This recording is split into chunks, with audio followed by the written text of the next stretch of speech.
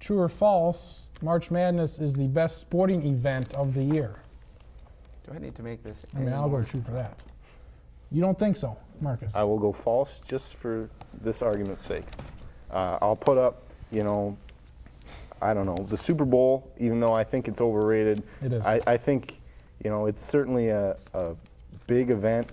Yeah, who am I kidding? It's true. It's definitely true. Yeah, it's true. I mean, Nathan, you think it is? I think it is. Only because football it's not is our favorite yes, sport. Yes, football is my favorite sport, but next is college basketball, and March Madness is the best sporting event in all sports. I'm sorry, it overtakes the World Cup for soccer, as far as I'm concerned. I mean, you get multiple games during a day. It's not just a one event or one-day event. It's over 3 weeks, multiple upsets. There's always a Cinderella story. You get to fill up brackets. I mean, it's great. What more could you want? Yeah, and I was just glad that Blake was here to talk about that first part of the show. I wouldn't have gone as in-depth as he would have, but I love the March Madness. I fill out brackets every year. I don't know every little detail about the teams, but I love watching it on TV. And it's just a great time of the year, I think. Because from that Thursday to that Sunday, there's a game on pretty much from 11. And this year it's Tuesday to Sunday. 4 days in a row, watching basketball for about 10 hours a day. Yep, and I won't be productive at all. No, I will not be. Nor will America. At American work very productivity often, will Thursday, suffer Friday. tremendously. Dan, last question to you. The championship game will be between Ohio State and Notre Dame. Oh, come on, fella. Well, I guess we're all giving our Final Fours now in championship games here. Travis, who do you have? I got the boring pick of Ohio State and Kansas. I don't know if that's going to be it, but I really can't see anybody knocking those two teams off. I think they're the two best teams in a field of... Took the words right out of my mouth. I, too, say that it's going to be Ohio State and Kansas. I have Kansas winning it. They failed me last year. This is the year, though. I think they can do it, but they are head and shoulders above the rest of the college basketball. I will add nothing to this argument by saying that I have Ohio State and Kansas in the championship as well. And Kansas is my team to win this. And it seems like I pick them every year. I don't really know why, but they're always the strongest team, it seems like, and they either let you down or they come through. And just for the record, my other two Final Four teams are Pittsburgh and Connecticut. So. Not bad. That does it for game time in the True False segment here. When we come back, we'll have a quick Summit League recap, talk about the Jackrabbit women winning and the Oakland men, and we'll close the show out with a few thoughts. You're watching the Sports Lounge.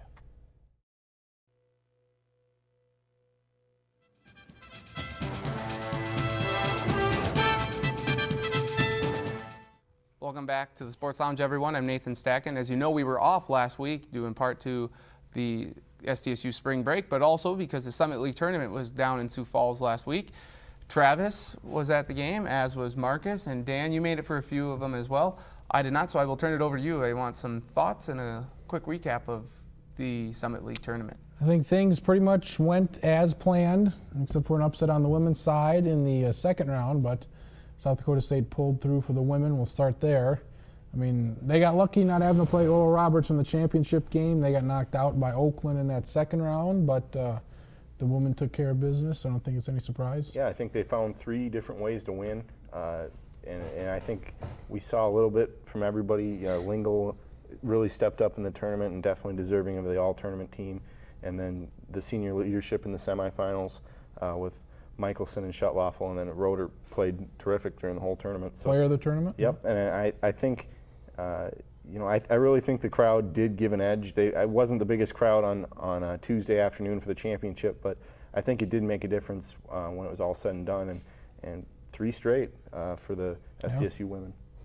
I definitely think it was the toughest year that the women had, the closest games this year. I would have liked to seen them play Oral Roberts. Yeah. I think we could have taken them in the championship again. We probably would have gone to overtime or something, but when Oakland was shooting all those threes against Oral Roberts, first I was like, okay, this is a good thing. We get to play Oakland. We can take care of them. But then as they just kept draining those threes, I was like, maybe this isn't such a good thing because they just looked really hot. But we pulled through at the end, and so, yeah. Oakland women played extremely well in that semifinal, and I think much like the Oakland men against SDSU in the semifinal, I think the Oakland women played their best game that they could have played in the semifinal against Oral Roberts. Some people even had Southern Utah maybe upsetting Oakland in that first round. I was one of them. And you said that was that was my upset special. Yeah. I thought that Southern Utah would be in contention for the finals, and Oakland shut down Pascucci in the quarterfinals. She had 1 point, and yeah. I was dead wrong. As far as the women go, I think the whole conference as a whole has gotten a whole lot better, top to bottom. Yep. In the last couple of years, South Dakota State has pretty much dominated. And Oral Roberts, they're right there with them. IPFW's made great improvements. Southern Utah, a team that was a bottom feeder, now they're somebody can talk about. Oakland, they're consistent. So I think the conference as a whole is a whole lot better than it was a couple of years ago. Yep, and going into the tournament, you could have said any one of the top 5 seeds could win it, and it was SDSU with a semi-home court advantage pulling it out. You went to the games as the spectator for the first time at the arena. How was that to be in the crowd instead of working it? It was definitely a good experience getting to cheer for SDSU instead of trying to be impartial up in the press box, but that was good. I'll talk about the men here for a little bit. They took care of business the first game against IPFW, as everyone thought they should. They should have beat them last year as well, but I just really felt this year that they were going to get that first win. You score 90 points against Oakland. You score 90 points, you usually win a game, but it's Oakland, and they were just unstoppable, it seemed like. I thought SDSU would have gave them the best chance, the best game. So I guess that was to be expected, that Oakland was definitely the best team. I want to interject here on that SDSU-Oakland game. Did SDSU, in your opinion, come out a little flat in that game? They did. Because it appeared that, or a little scared, perhaps, of it? Not scared, flat. Because they know they can play with them. They have in the past. They played with them at Oakland and lost to them within 9, 10 points. But yeah, it was just a bad start, and they never got closer than 13 points the rest of the way. Yeah, they did not defend well enough. They didn't rebound well enough, and Oakland proved that they are the best team. In Oakland, it was red hot from 3, shot 53% and from beyond the arc. And Drew Valentine or whatever, he known for his defensive specialty, and he scores 21 points or something like that. He was phenomenal. He played really well. Yep. And then Oakland head coach Greg Campy mentioned that they played better that night against SDSU than they played against Tennessee when they won at Tennessee when Tennessee was I'm not surprised. IUPUI head coach Ron Hunter said that's the best they can play, Oakland, against SDSU, and they looked really good. And if they play like that in the tournament, they'll make the Sweet 16. They'll beat Texas. They'll beat Arizona. Because you put up 110, they're second, third in the country in points. You didn't take. But I will not. No, I'll they put up 110 on Texas? They will not put up 110 against Texas. Right. Okay. That's Texas. If they put up 80, I'll give them a very good chance. Right. So what are some final thoughts for you from the Summit League tournament? This was the 3rd year that Sioux Falls has hosted it. Anything go bad? I'm not even going to get into the announcing because that was atrocious, to say the least. The 2 announcers on ESPNU for the game. So San Diego State didn't play? No, San Diego State did not play. And last I checked, Oakland is in Rochester, Michigan, not Rochester, Minnesota. They are not sponsored by the Mayo Clinic. But a couple of thoughts just overall of the Summit League tournament. Of the 3 that I've been to, I think overall it was the best tournament that I've been to. I don't know, you were there last year. No, this was my very first tournament, and I was impressed. How did it meet up to what you thought it would be? It was what I thought it was. Okay. You were. In the words of Denny Green, yes. I just thought that it was, they're limited with facilities. You've got the Dakota teams, and NDSU isn't as good, but I thought they traveled well. And SDSU brings a big contingent, and I thought it was a fun atmosphere for. I just wish it was more geared towards the tournament. It didn't feel like a neutral game for the Skyforce or something. That's just kind of my thinking. Yeah, I thought the crowds for the championship game, I wish those could have been a little bit better for the women.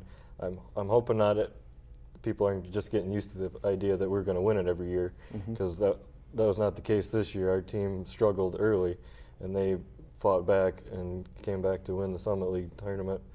But I think Sioux Falls has got to get their a new arena built if they want to keep the tournament.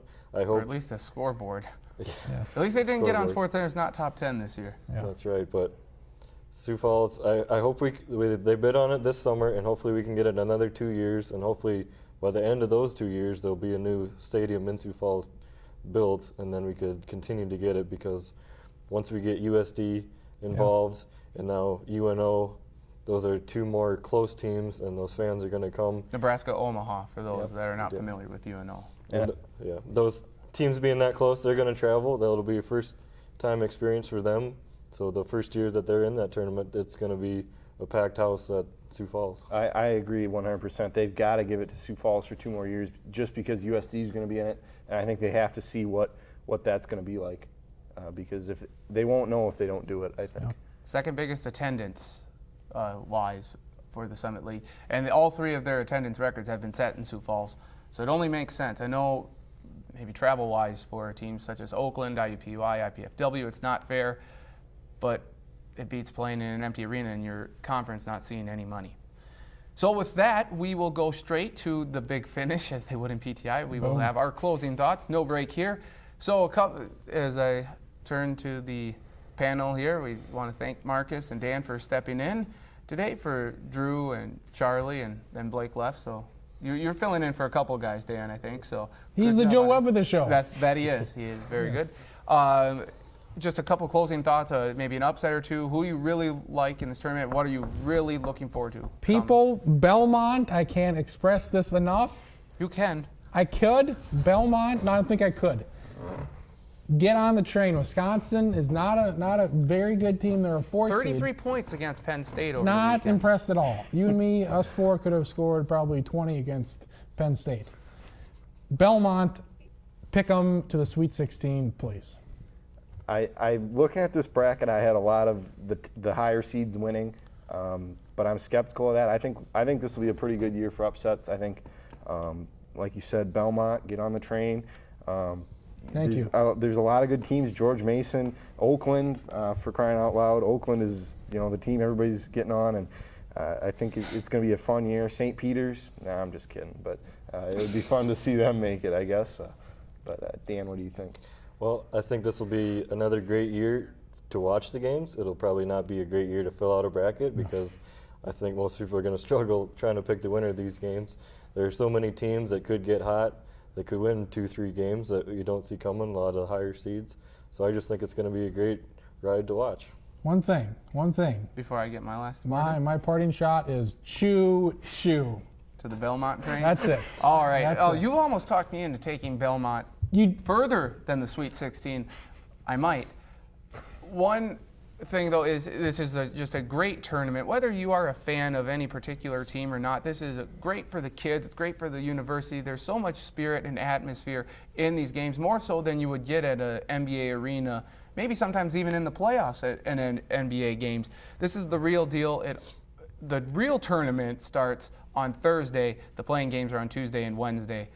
So enjoy the tournament, enjoy it. It's going to be interesting this year, like we had in the game time segment, how it's going to work on the 4 different channels.